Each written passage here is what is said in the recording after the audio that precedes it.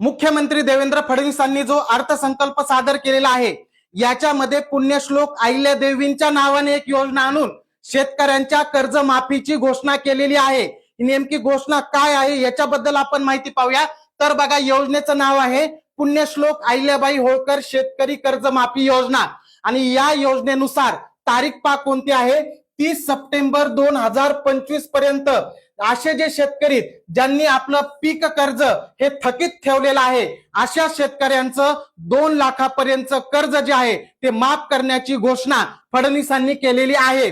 आणि जे शेतकरी नियमित कर्जफेड करतात अशा शेतकऱ्यांसाठी सुद्धा 50,000 रुपयांचा लाभांश देण्याची घोषणा सुद्धा मुख्यमंत्र्यांनी केलेली आहे। आणि ही जी घोषणा आहे ही 2026-27च्या अर्थसंकल्पामध्ये केलेली आहे आणि लगेच ही योजना लागू होणार सुद्धा आहे। आणि ही जी योजना आहे ही योजना आणण्यासाठी सरकारने जी समिती नेमली होती त्या समितीचे अध्यक्ष होते प्रवीण परदेशी आणि यांच्या शिफारसीनेच ही जी योजना या योजनेची घोषणा केलेली आहे।